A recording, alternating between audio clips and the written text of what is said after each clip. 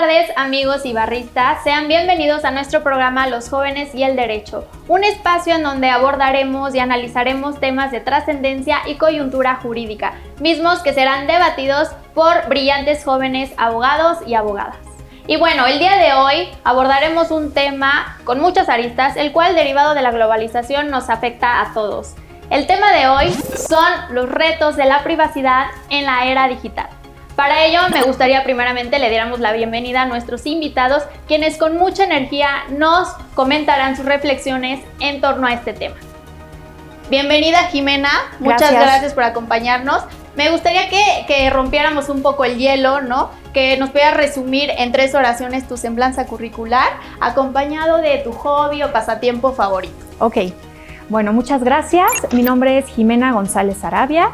Soy licenciada en Derecho por la Universidad Panamericana y actualmente también profesora ahí. También soy socia de mi propio despacho, González Arabia y Asociados, en el área de privacidad y también propiedad intelectual. Y bueno, uno de mis hobbies es jugar videojuegos. Qué padre, muchísimas gracias, Jimena. Sí. También el día de hoy nos acompaña el licenciado Luis. Luis, un gusto tenerte con nosotros en el programa. Me gustaría que siguiéramos la misma dinámica, que nos resumieras en 3 oraciones tu semblanza curricular, seguida de algún hobby o pasatiempo favorito. Muchísimas gracias, Val, y muchas gracias también a la Barra Mexicana Colegio de Abogados. Y pues bueno, yo soy Luis Hernández Ríos, soy licenciado en Derecho por la Universidad Panamericana, soy socio de ERRI Legal, en donde dirijo las áreas del Derecho Penal, Protección de Datos Personales y el área Pro Bono. Respecto de mi hobby, son las artes marciales mixtas, uno de tantos. Qué padre, Luis, de verdad creo que este tipo de hobbies es algo que es muy difícil, ¿no? Que conlleva mucho tiempo de práctica. Sin duda. Y bueno, ¿qué les parece si para iniciar con el tema del día de hoy, pues iniciamos conceptualizando un poco, ¿no? Jimena, ¿nos pudieras explicar a la audiencia qué es el derecho a la privacidad? Sí, claro. Bueno, antes de hablar del derecho a la privacidad, tenemos que hablar qué es la privacidad, ¿no? Y esa definición de privacidad, pues mucha gente ha dado su propia definición, pero lo podríamos dejar como desde el siglo XVIII lo decían en Estados Unidos, sobre todo en el Common Law, que decían que la privacidad era como el castillo de una propia persona. ¿Por qué decían su propio castillo? Porque es donde la persona podía hacer lo que ella quisiera con su propia persona, con su vida personal, etc. También, por ejemplo, la RAE lo define como vivir una persona dentro de todo su ámbito personal, valga la redundancia, que no sea molestado en dichas actividades, ¿no? Eso ya aterrizado en el ámbito de lo jurídico, pues podríamos decir que es el derecho que tiene una persona a que todas estas cuestiones que tengan que ver con su vida personal no sean reveladas al público, porque si no se le podrían estar afectando algunos derechos humanos como la vida privada y sobre todo también la libertad, porque aun cuando a ustedes les suene un poco extraño, van a ver cómo, y no solo ese, sino cualquier otro derecho podría llegar a ser afectado derivado a que la privacidad se llegue a estar invadida de alguna persona. Muchas gracias, Jimena. Luis, creo que quieres aportar algo respecto del concepto de privacidad. Sin duda. Siguiendo la línea de Jimena, la verdad es que, a lo largo de los años se ha tratado de definir la privacidad. No obstante, considero que no se ha llegado a una definición propia de esta, ¿no? Sin embargo, Peter Swire, en el libro de Private Sector Privacy US de la IAPP, engloba 4 grandes características o 4 grandes rasgos en los que podemos englobar a la privacidad. Y es la privacidad territorial, privacidad corporal, privacidad en las comunicaciones y privacidad en la información.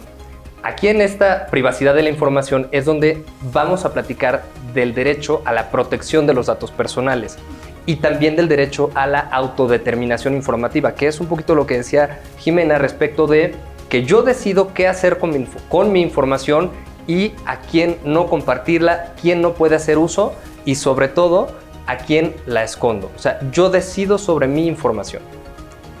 Entonces entendemos aquí que hay distintos conceptos de privacidad, ¿no? Que abarcan distintas cuestiones como son los datos personales. Nada más tengo una pregunta.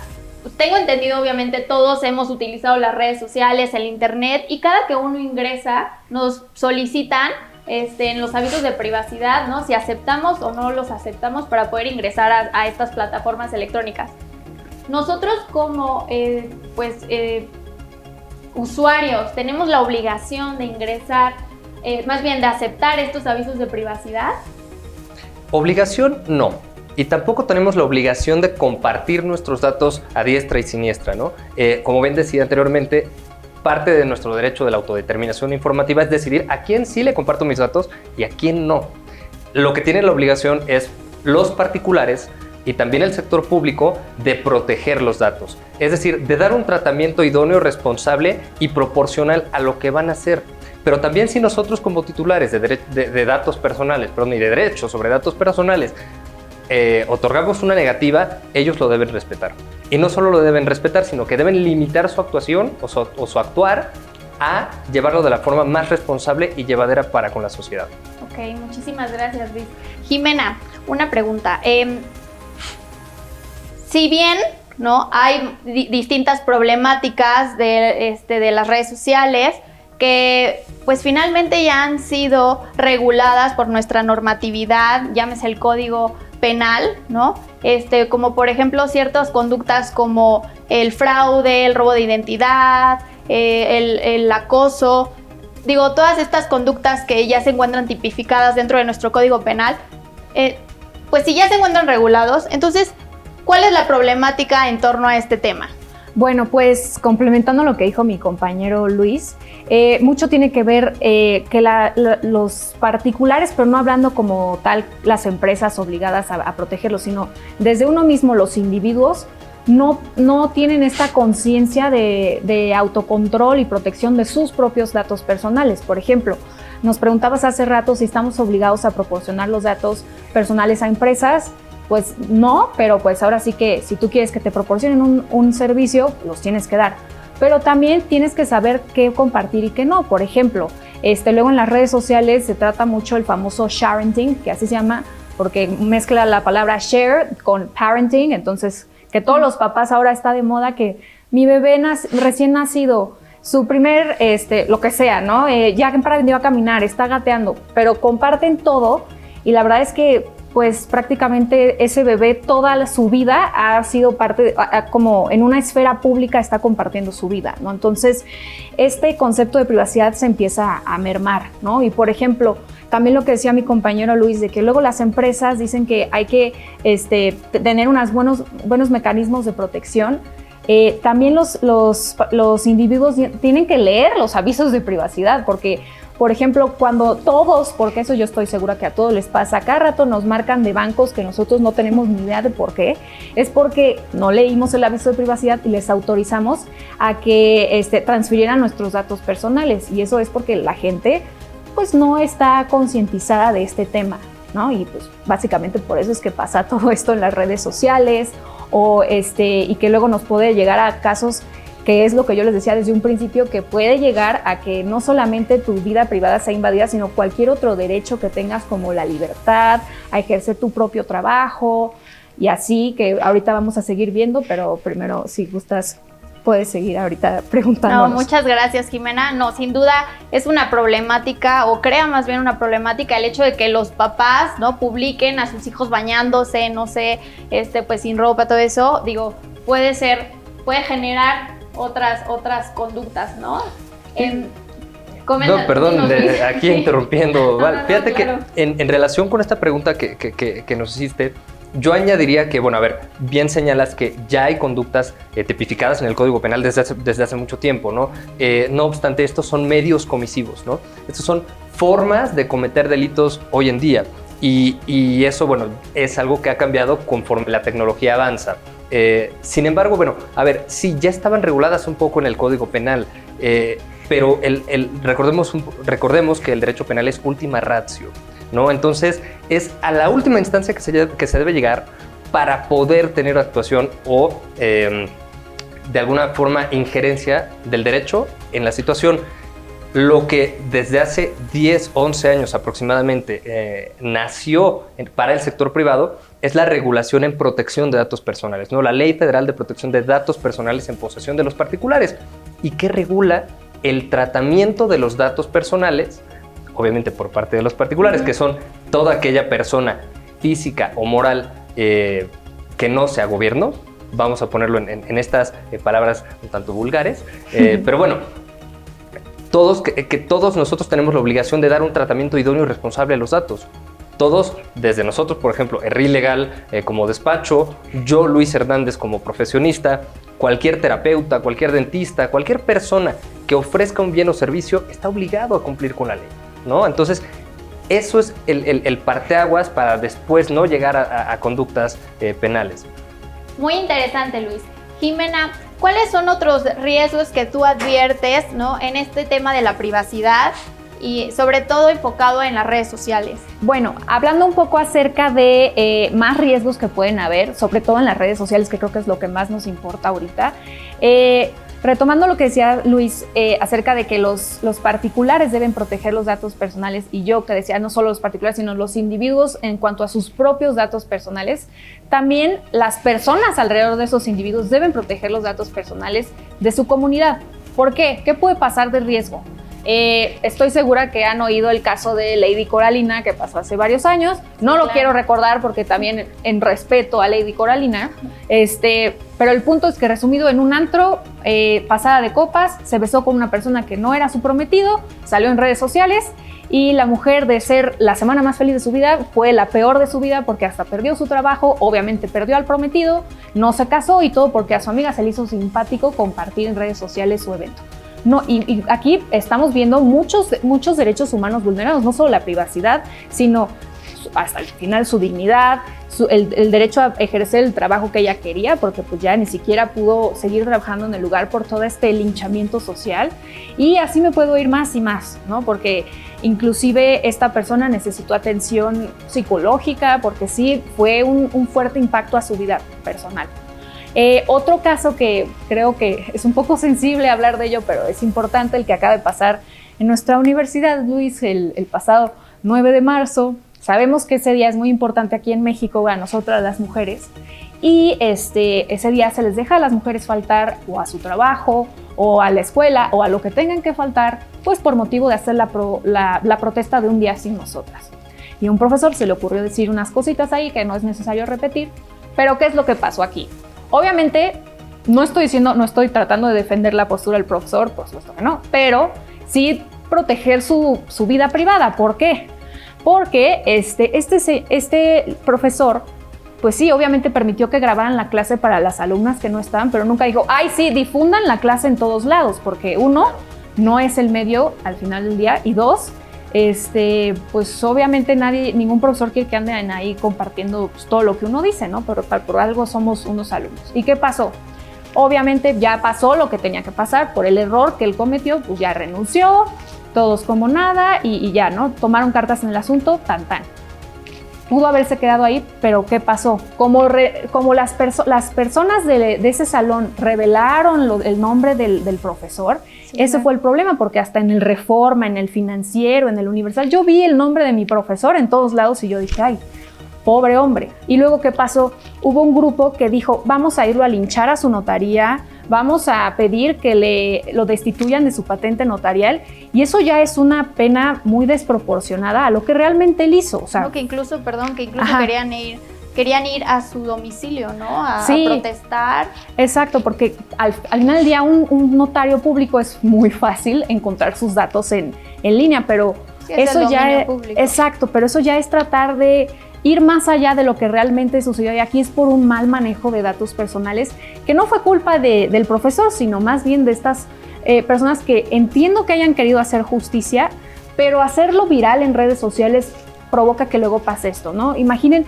yo estoy segura que a lo mejor llegó un punto de estos días que este profesor pues hasta tuvo miedo de salir a trabajar, porque imagínense que nos amenacen de ir a nuestro propio trabajo. Sí es una situación muy incómoda para la persona, claro, que también, bueno, ustedes penalistas sabrán que pues al final del día, si hasta un homicida, después de haber resarcido los daños, se le da el derecho a reinsertarse en la sociedad, ¿por qué no alguien que solamente cometió un error, ¿no? O sea, sí, habrá que educar, cambiar eso que él tiene, pero no por eso te vas a quedar ahí y quererlo linchar, y ese es el problema, y no solo a él le ha pasado, a muchas personas les ha pasado en redes sociales. Bueno, Jime, y ¿cómo pudiéramos eliminar, ¿no?, esta información, estos datos personales de la búsqueda, ¿no? O sea, dentro de estas plataformas electrónicas, ¿cómo pudiéramos dar de baja esta información? Sí, bueno, la verdad es que es muy difícil como tal borrarlo. ¿Por qué? Porque la información en el internet viaja así, ¿no? O sea, ahorita de que nosotros estamos hablando, esto se va a difundir y a lo mejor alguien guarda una copia, o sea, realmente siempre va a haber información de esto por todos lados, ¿no? De lo que ustedes quieran. Pero ¿qué puede pasar? Nosotros podemos pedir la intervención al Instituto Nacional de Acceso a la Información y Protección de Datos Personales, o en cortito INAI, para que ésta intervenga y le solicite a particulares desindexar o eliminar nuestros datos personales de sus bases de datos. ¿Esto a qué se refiere? Por ejemplo, toca puerta con Google, con Yahoo, buscadores, también puede ser con Facebook, o sea, donde realmente se consigan demasiado acceso a datos. Y ya de ahí se puede solicitar que desindexen o eliminen de ahí esa información, porque al final del día los buscadores son como los archivitos que teníamos en las bibliotecas para buscar información. Al final del día esos son los buscadores y se solicita que se elimine esa información. Claro, tenemos una limitativa ahorita en México porque la mayoría de estas empresas están fuera de México y el INAI no tiene tantas facultades para poder ir a solicitárselo a ellos. Esa es una propuesta que yo hice en mi tesis, de aumentar las facultades del INAI para que no solamente pueda solicitar la cooperación de otros países, sino que pueda obligarlas a, con base en los tratados internacionales de protección de datos personales, que las autoridades en materia de protección de datos personales a nivel internacional cooperen entre sí para evitar que suceda esto, porque sí, las personas pues sí, pueden tener su vida destruida de un día a otro por el mal manejo del uso de las redes sociales. Qué importante sería contar, ¿no?, con todo esto que nos acabas de comentar, de poder tener, ahora sí que poder tener un derecho al olvido, ¿no? O sea, el derecho a que toda nuestra información que no nos gusta, esa información que pues nos pueda afectar en nuestro trabajo, incluso en nuestras relaciones, pues pueda ser eliminada de todos estos buscadores, del internet, de las redes sociales. Qué interesante. Pero bueno, creo que estamos ahora sí que en pañales, ¿no? En Crayola 1 sí, respecto de este tema. Dinos, Luis, ahora sí, relacionando ya este tema con diversos retos. ¿Qué otros retos encuentras dentro de, pues, el tema de la privacidad en las redes sociales, en internet? Pues mira, hay muchísimos retos. Sin duda, uno de los principales es la conciencia de la privacidad. Porque si alguien no valora su privacidad, evidentemente no le va a dar la protección necesaria y no va a estar consciente de esa protección a la que tiene derecho por parte de terceros, ¿no? Entonces, es algo muy importante, la conciencia y valorar tu privacidad. Oye, pero nos metemos en un dilema. Pues entonces todos van a preguntarse qué es la privacidad y acabamos de decir que no hay una definición propia y qué tal. Bueno, pueden acercarse al Instituto Nacional de Transparencia, Acceso a la Información y Protección de Datos Personales, INAI, y ahí podrán tener asesoría. O bien pueden acercarse con profesionistas como nosotros que nos dedicamos al tema y con todo gusto podemos asesorar o incluso hacer campañas de conciencia, ¿no? Porque a fin de cuentas estamos como abogados obligados a retribuir un poquito a la sociedad. Entonces, ese es uno de los primeros retos. 2, considero que la legislación es muy buena. No obstante, como bien dices, estamos en pañales en muchas cosas, ¿no? Ahorita que hablábamos del derecho al olvido, tal vez hay forma de estirar un poco la liga respecto a la ley federal en México y podemos ahí ejercer nuestros derechos y defenderlos hasta la última línea. No obstante, por ejemplo, en Europa, en el Reglamento General de Protección de Datos, ya se encuentra regulado el derecho al olvido o el Right to Erasure o GDPR por sus siglas en inglés, ¿no? Y esta normativa, este cuerpo normativo, cuenta con un ámbito de extraterritorialidad. Es decir, puede ser aplicado incluso a particulares fuera de la Unión Europea, que vaya, o sea, por eso han incluso existido multas a diversos particulares, particularmente americanos, ¿no? Es importante que vayamos viendo estas realidades y sin duda también el ejercicio de los derechos y el ejercicio de nuestras obligaciones, es decir, materializar como particulares nosotros, y el sector público también, porque no está eximido, esta protección de datos personales, implementar medidas físicas, técnicas y administrativas de seguridad, elaborar un sistema de gestión de protección de datos. Estamos obligados, a ver, principalmente el aviso de privacidad. Hoy en día, te puedo asegurar que, a ver, no quiero dar una cifra ahí rara, pero no muchas no lo leen. no, deja que no lo lean. Hay tienen. gente, particulares, obligados por la ley, que ni siquiera lo tienen. O sea, que se están, por ejemplo, incluso emprendedores que dicen, oye, yo quiero poner mi empresa, yo quiero empezar este giro y demás, y realmente cuando les decimos, oye, bueno, tienes que contar con un aviso de privacidad, ay, no.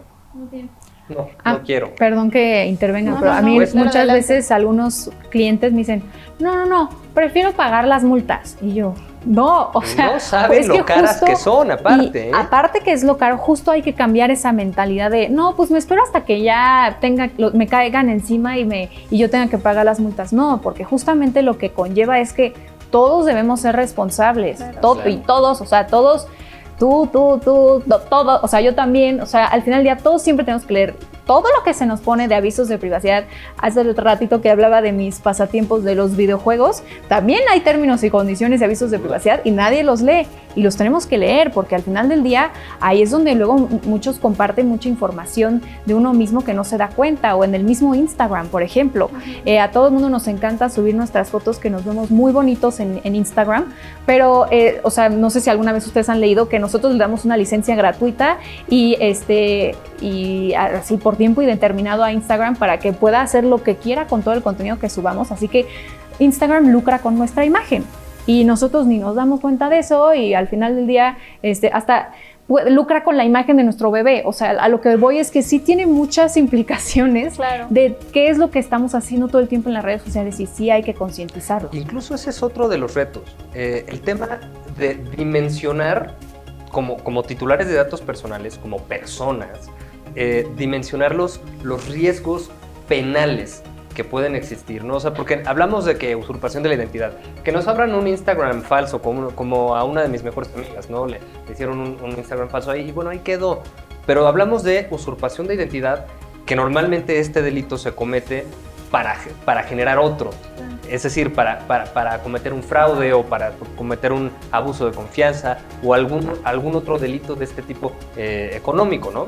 Entonces, bueno, este reto en particular es dimensionar que el mal uso de nuestra información, de las redes sociales que están diseñadas, incluso lo dice Woodrow Hartzog en el Privacy Blueprint, están diseñadas para que nosotros compartamos más y más y más y más. Entonces, creo que con esa conciencia nosotros podemos limitarnos y valorar que lo que el día de hoy puede ser el sentirme influencer, el día de mañana puede ser yo ser víctima de un delito producto de lo que yo mismo estoy compartiendo, ¿no? Totalmente de acuerdo contigo, Luis.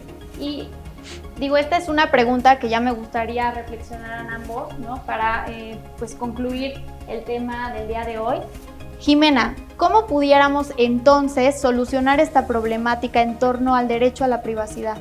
Bueno, pues ahora sí que cada que vayas a realizar algo en tu vida personal, en redes sociales o inclusive en el trabajo, preguntarte, ¿tengo que compartir datos personales? ¿Tengo que utilizarlos? ¿Sí o no? ¿Cuál es el alcance de esto? O sea, realmente marcar un límite de cómo es que lo vas a realizar. Por ejemplo, ¿quieres compartir la foto de que estuviste en una fiesta con todos tus amigos? Ok, pero piensa, ¿la voy a compartir solo con mis amigos cercanos? ¿O la voy a compartir con todos, donde también tengo a mi jefe en Facebook? Y, ¿no? O sea, pensar bien en qué lugar y cuándo hacerlo. Así como, o sea, son simples reglas de etiqueta, si lo quieren ver de esta forma, pero ahora adaptadas a las redes sociales, ¿no? O sea, sabemos cómo comportarnos con nuestro jefe, pues es igual, sabes que con tu jefe no vas a enseñar algunas fotos, y también dependiendo qué seas, ¿no? ¿Eres una figura pública? ¿No lo eres? Dependiendo qué es lo que vayas tú viendo, hay que razonar y detenerte un poco antes de compartir sin control alguno, ¿no? O sea, esa sería como mi recomendación. Luis, ¿algo más que quisieras abonar respecto de cómo pudiéramos solucionar esta problemática? Sí, mira, sin duda es, a ver, como particulares, obligados, no como titular de datos personales, cumplir con la ley. Y no solo cumplir con la ley, sino asesorarte de una forma idónea, o sea, ir con un especialista en la materia de privacidad y protección de datos personales, porque a fin de cuentas te arriesgas a multas, pero que esto no sea lo que te motive el respetar los derechos humanos, ¿no? Entonces, esa es una de mis primeras recomendaciones. 2, si estás emprendiendo, hazlo legal desde el principio, ¿no? No te esperes a que llegue una multa. ¿Por qué? Y por supuesto, como titular de tus datos personales, ejerce tus derechos. O sea, no tienes que esperar a que el día de mañana sufras una vulneración, a que incluso tus hijos o tú mismo o misma seas una potencial víctima incluso de usurpación de identidad, robos, fraudes o hasta trata de personas, ¿no? Porque hoy en día se da la captación en la trata de personas, se da por vía digital. La explotación sexual, y perdón que lo diga con estos temas, ¿no? Pero es un delito muy en boga y que no mucha gente lo toma en cuenta, se da derivado de este tipo de detalles que no cuidamos en torno a la privacidad, porque la privacidad puede salvar vidas. Yo estoy convencido de eso, y finalmente, pues bueno, tener una valoración real de qué voy a compartir o qué voy a hacer público y qué no. ¿Vale la pena realmente que yo, por sentirme influencer o por sentirme popular o algo, me arriesgue a ciertas cosas? ¿Será que realmente vale la pena? No sé. Yo lo dejo a esta audiencia tan padre y tan hermosa para reflexionar, y pues muchísimas gracias por esta oportunidad, tanto a ti, Val, como a la Barra Mexicana Colegio de Abogados. Muchísimas gracias, Luis, por tu aportación. Y bueno, amigos, hemos escuchado 2 reflexiones distintas en torno a este tema, siendo, como lo han dicho nuestros invitados, urgente desarrollar un concepto efectivo y concreto en torno al derecho a la privacidad, ¿no? Para poder conocer sus implicaciones, sus ventajas, claro, sin dejar de desconocer pues todas estas problemáticas e implicaciones, ¿no? En torno a este tema. Pues muchísimas gracias a todos y todas, muchas gracias a nuestros invitados, muchas gracias Jimena, muchas gracias Luis por acompañarnos, gracias a la Barra Mexicana Colegio de Abogados por este espacio, síganos en nuestras redes sociales, sigan nuestra programación y recuerden, amigos, ustedes son los últimos en dar su opinión. Hasta luego.